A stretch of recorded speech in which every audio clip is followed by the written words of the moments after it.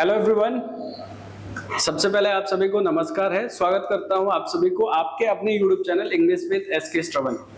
ये टाइम और टेंस का सीरीज नंबर 2 चल रहा है। सीरीज नंबर 1 जिस भाई ने भी नहीं देखा है या जो भी मेरे प्यारे स्टूडेंट्स ने नहीं देखा है तो सबसे पहले आप उनको जाके देख लीजिए, जिनमें मैंने क्वेश्चन नंबर 1 से लेके 5 तक पूरा फुल एक्सप्लेनेशन दिया हुआ है। सो फ्रेंड, बिल्कुल डिटेल एक्सप्लेनेशन के साथ हम अपने क्लास को शुरुआत करते हैं। जैसा कि आप स्क्रीन पे देख रहे हैं कि ये जो सीरीज चल रही है, चाहे आप एसएससी की तैयारी करते हो, चाहे आप बैंकिंग की कर रहे हो, या फिर आप डिफेंस का या कोई भी state level exams, whether it is LDC या सीटी, सारे एग्जाम्स में कंसेप्ट आपको जरूर काम आएंगे। सो फ्रेंड, वीडियो को शुरू से अंत तक देखना ना भूलें। स्टार्ट करते हैं without wasting your time. Question number 6। चलिए, क्वेश्चन नंबर 6 क्या कह रहा है, देखिए। कह रहा है कि by the time we will get our tickets, ठीक है, by the time we will get our tickets and enter the cinema theatre the show will have already begin, ठीक है। इस तरह के क्वेश्चन को करने के लिए आपको सबसे बढ़िया एक कंटेंट बताता हूं, ध्यान रखिएगा।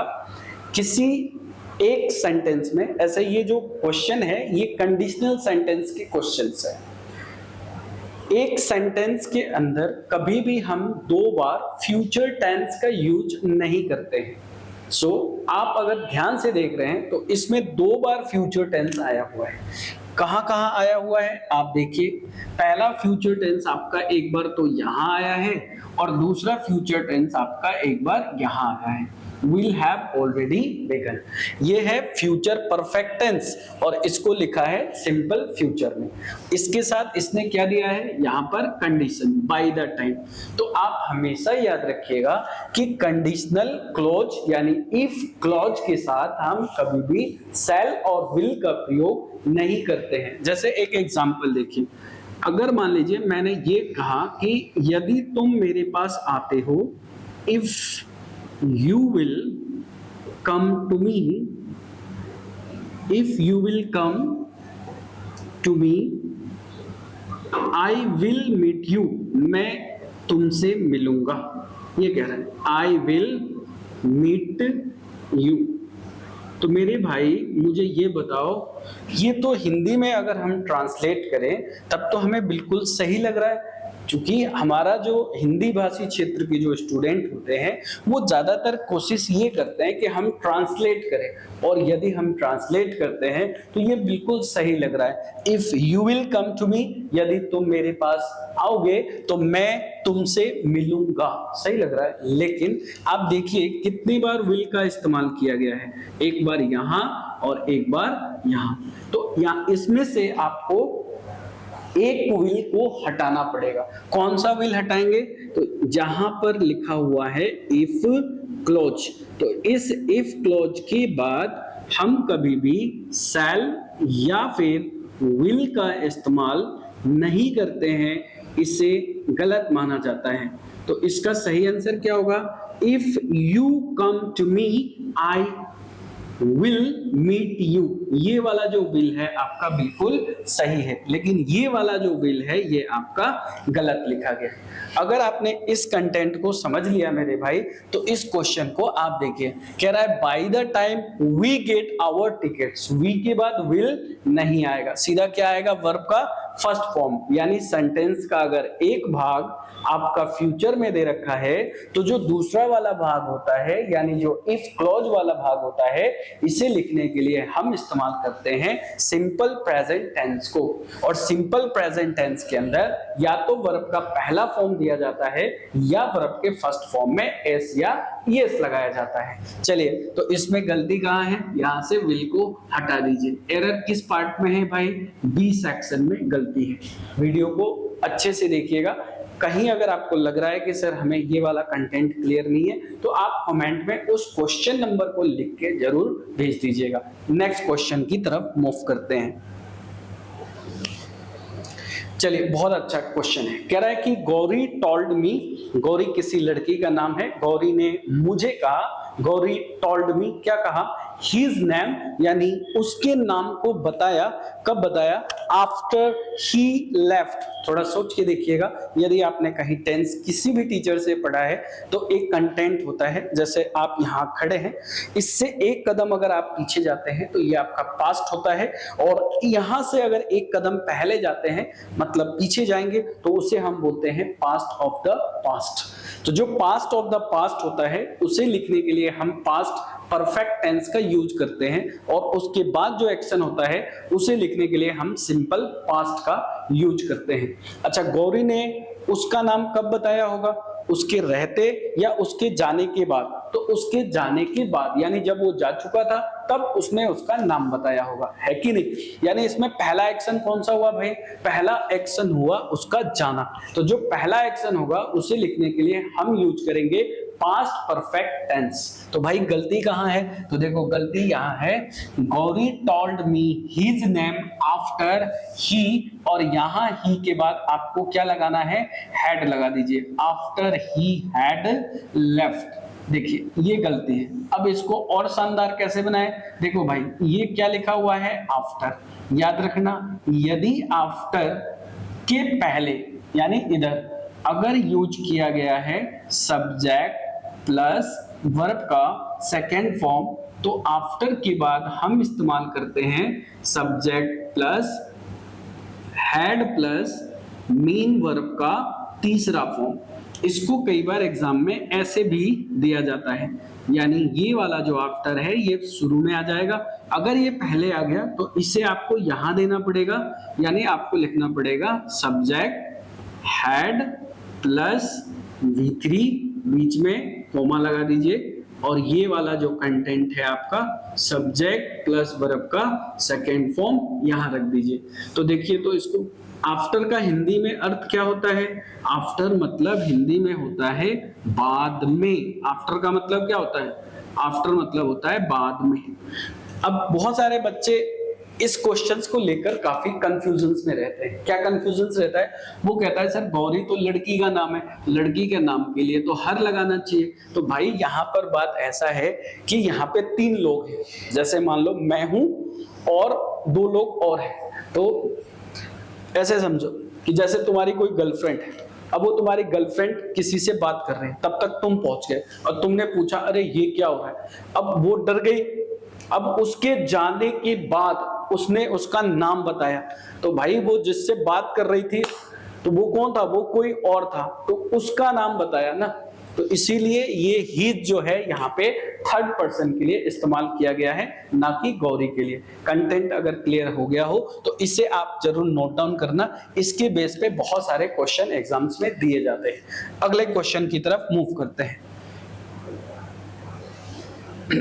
चलिए अगला सवाल क्या है, बहुत आसान सवाल है।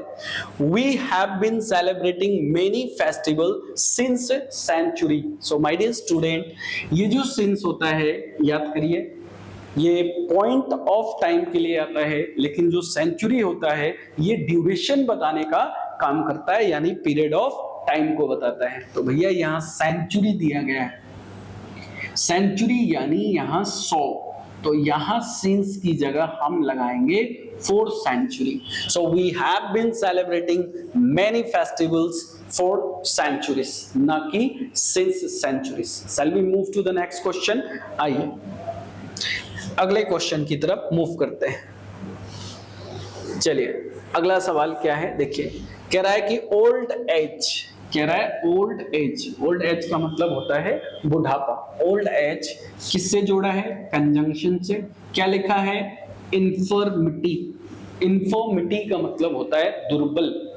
कह रहा है कि हैड, हैड के बाद क्या है भाई, बिगेन लिखा हुआ है, had begun to catch up with him. थोड़ा देखिए तो एक चीज अगर आप नोट करिए कि ये लिखा हुआ है बिगिन, ये बिगिन आपका वर्ब का कौन सा फॉर्म होता है, फर्स्ट फॉर्म। बिगिन का अगर हम सेकेंड फॉर्म लिखे तो ये क्या होगा, तो ये होगा बिगेन, और हमने यहाँ पे लिखा बिगन। बिगन वर्ब का कौन सा फॉर्म होता है, तो ये होता है वर्ब का थर्ड फॉर्म। अब एक और कंटेंट देखिए, एक होता है एच फैमिली। भैया एच फैमिली का मतलब क्या होता है, तो एच फैमिली का मतलब होता है मेरे भाई, तो यहां हम यूज करते हैं किसको, हैज को, यहां हम यूज करते हैं किसको, हैव को, यहाँ पे क्या बोल सकते हैं, हैड बोल सकते हैं, यहाँ क्या बोल सकते हैं, हैविंग बोल सकते हैं। क्या याद रखना है कि इनके बाद हम हमेशा कौन सा वर्ब का इस्तेमाल करते हैं, थर्ड फॉर्म का। आप बताइए, बिगिन, बिगेन और बिगन, ये क्या लिखा हुआ है, बिगेन, यानी ये कौन सा वर्ब है भाई, सेकेंड फॉर्म है। तो इंस्टेड ऑफ राइटिंग बिगेन आपको लिखना पड़ेगा बिगन। तो एरर आपका कौन से वाले सेक्शन में है, तो भैया एरर जो है हमारा बी सेक्शन में है। सो इनको आप नोट डाउन कर लीजिए। आगे मूव करते हैं अगले क्वेश्चन की तरफ, चलिएगा नेक्स्ट। चलिए जी, बहुत प्यारा क्वेश्चन आ गया। कह रहा है कि the passer by told us where was the marriage hall and even led us to it. Passer by यानी पासर बाई का मतलब सबसे पहला समझिएगा, पासर बाई का मतलब होता है राही यानी राहगीर, यानी रास्ते में जब आप चलते हैं तो बहुत सारे लोग मिलते हैं, उसे पासर बाई कहते हैं यानी राही कहते हैं। ठीक है, पहला तो ये क्लियर हो गया। दूसरा, भाई मुझे ये बताओ, क्या इसमें तुम्हें WH वर्ड दिखाई दे रहा है?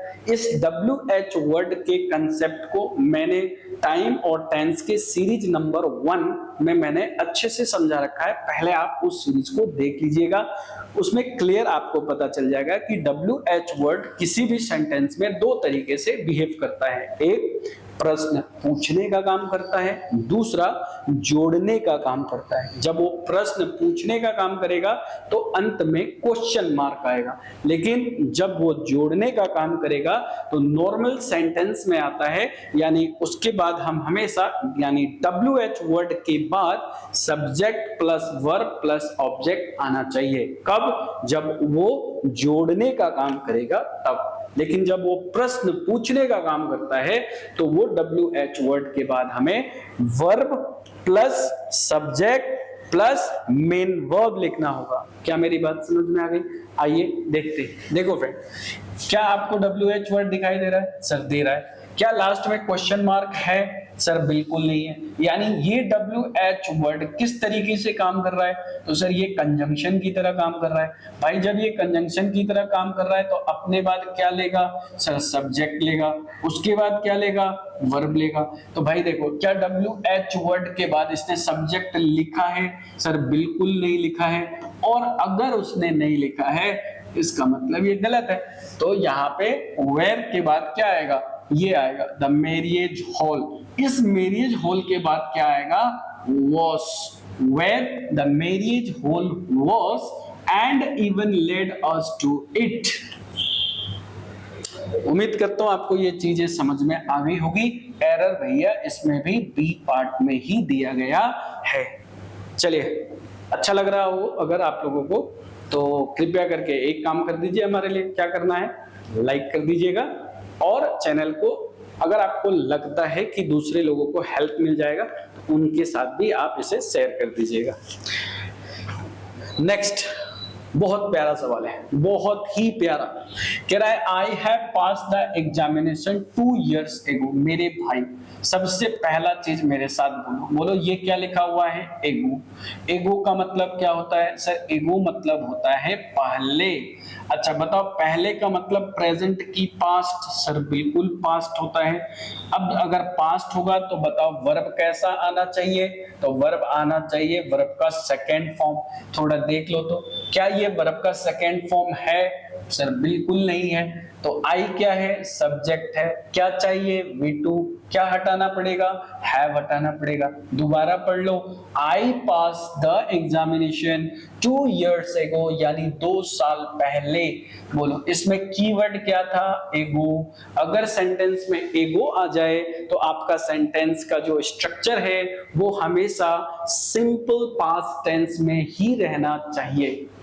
उम्मीद करता हूं ये समझ में आ गया होगा।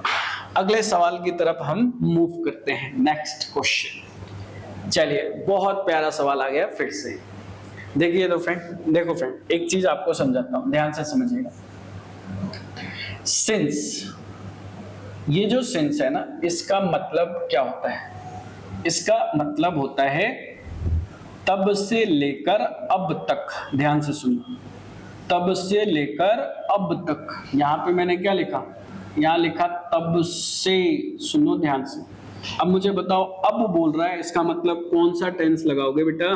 तो सर हम यहां लगाएंगे प्रेजेंट टेंस। प्रेजेंट में कौन सा टेंस लगाएंगे? तो प्रेजेंट में हम लगाएंगे प्रेजेंट परफेक्ट टेंस। तब बोल रहा है, इसका मतलब क्या बोल रहा है? पास्ट बोल रहा है।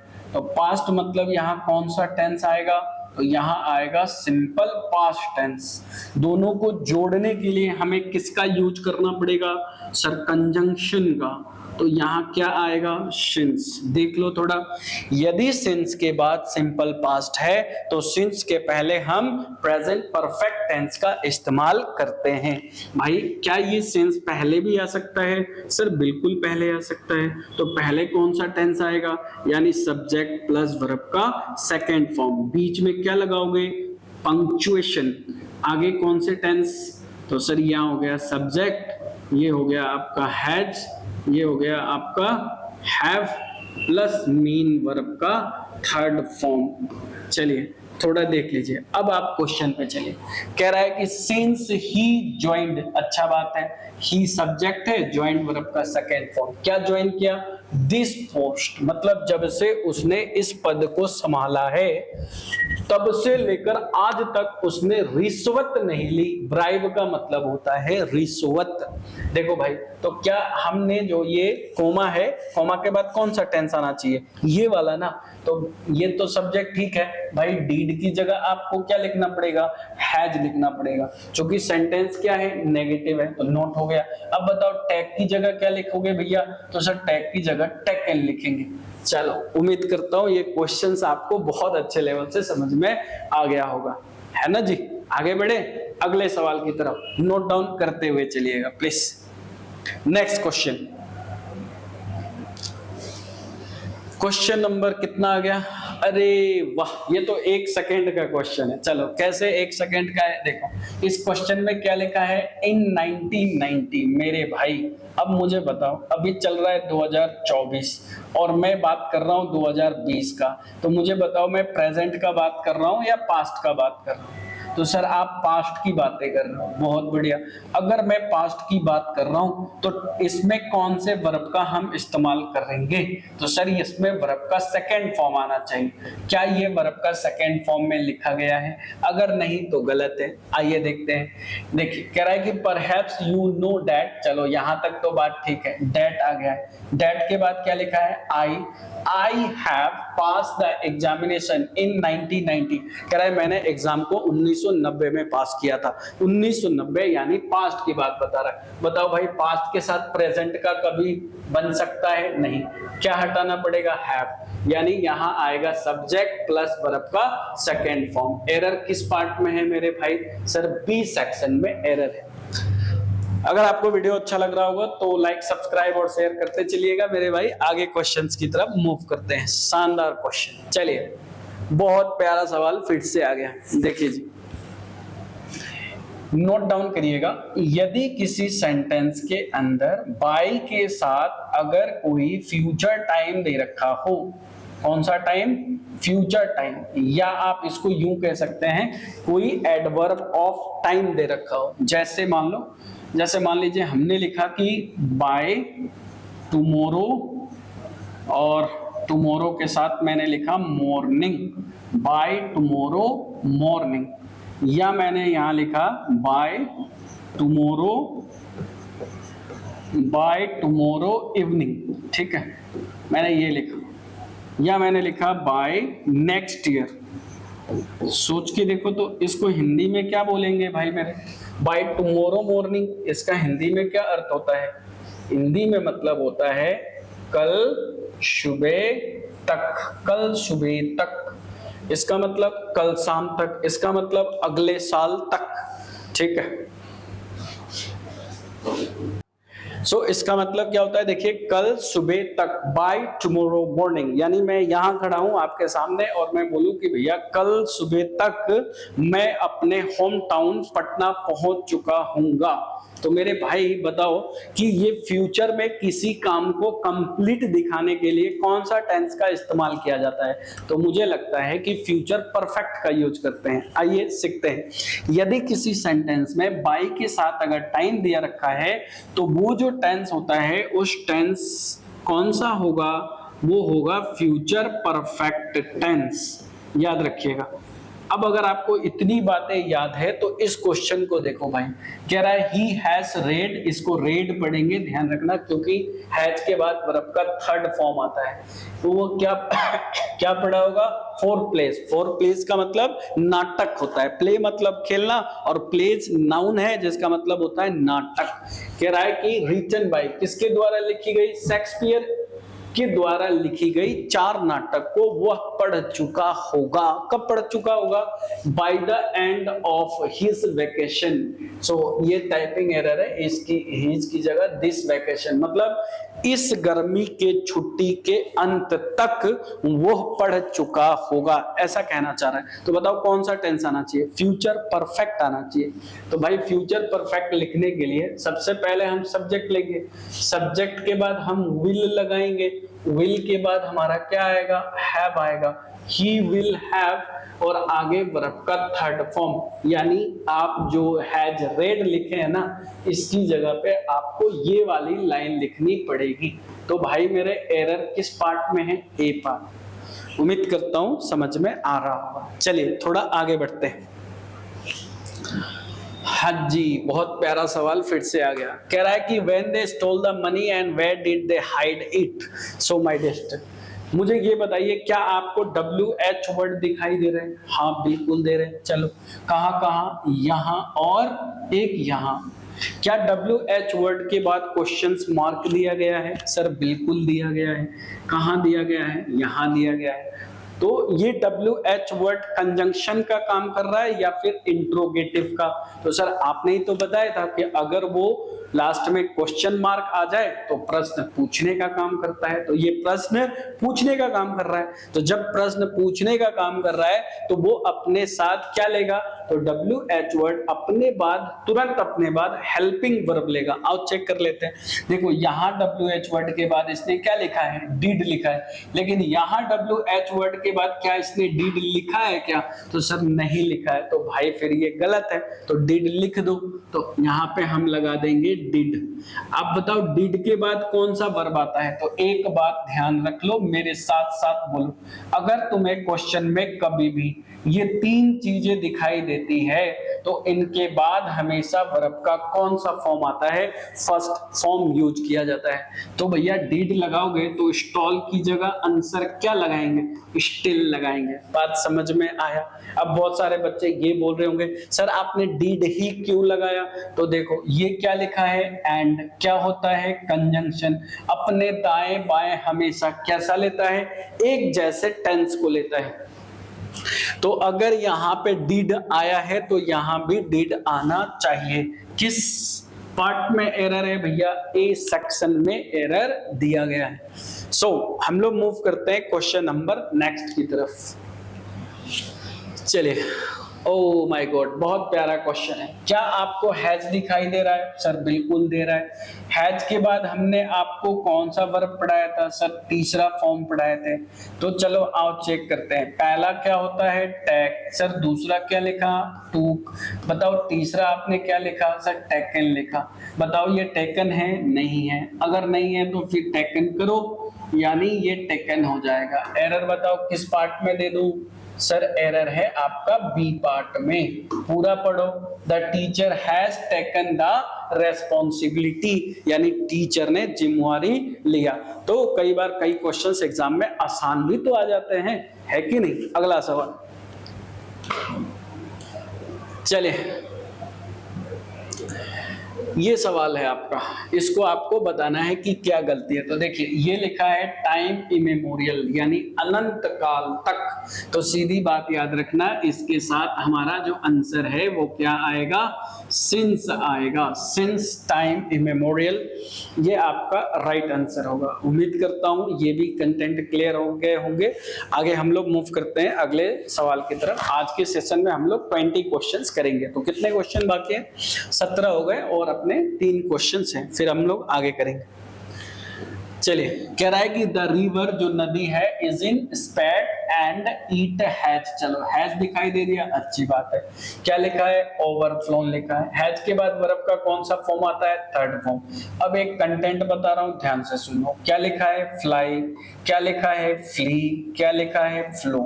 देखो भैया, फ्लाई मतलब हिंदी में बताओ क्या होता है, सर उड़ना होता है। फ्ली मतलब क्या होता है, भाग जाना या फरार हो जाना।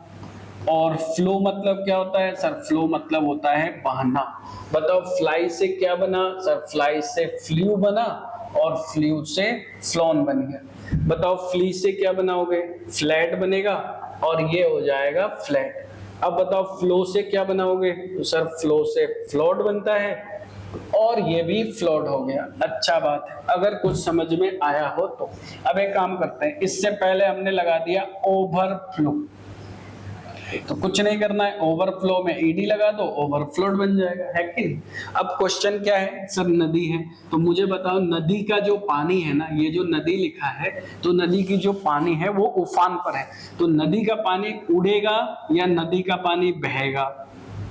अगर ये बात आपको समझ में आ गया तो ये क्वेश्चन आपको समझ में आ गया। देखो फ्लोन मतलब तो उड़ना होता है भैया, उड़ेगा कैसे, यहाँ आंसर होगा ओवर और ये हो जाएगा फ्लोट। बात समझ में आया। इस तरह के कंसेप्ट को इंग्लिश में बोलते हैं कंफ्यूजिंग पेयर ऑफ वर्ब, ऐसा वर्ब जो आपको कंफ्यूज करता है। चलिए अगला सवाल की तरफ चलते हैं, यानी नेक्स्ट क्वेश्चन। बहुत प्यारा सा सवाल है, कह रहा है कि the little boy had been waiting for his turn since a long time. A long time दिया है भैया, ए लॉन्ग टाइम क्या है, सर ए लॉन्ग टाइम का मतलब होता है ड्यूरेशन। आंख बंद करके सिंस की जगह क्या लगाएंगे, सर फॉर लगाएंगे। एरर किस पार्ट में है, सी पार्ट में। सो आज का आखिरी और लास्ट सवाल। आप लोग इतने देर टाइम दिए हमारे साथ, इसके लिए सभी को धन्यवाद है। लेकिन अगले क्वेश्चंस देखने के बाद, सो फ्रेंड चलिए, कह रहा है कि this TV serial is going on for 3 years। देखो ये क्या लिखा है, फॉर 3 years, कितने साल से चल रहा है, 3 साल से। तो भाई ये टाइम लिखा हुआ है और इनके साथ हम अक्सर कौन सा टेंस का यूज करते हैं, या तो परफेक्ट का, नहीं तो परफेक्ट कंटिन्यूअस का। तो ये देखो ये लिखा है इज गोइंग, भाई मेरे इज गोइंग तो प्रेजेंट कंटिन्यूअस है, तो ये गलत है। अब बताइए टीवी सीरियल सिंगुलर है, बिल्कुल सिंगुलर है, तो आंसर क्या आएगा, हैज। क्या लगाओगे, बीन, आगे क्या है, गोइंग, तो ये हो जाएगा has been going for 3 years।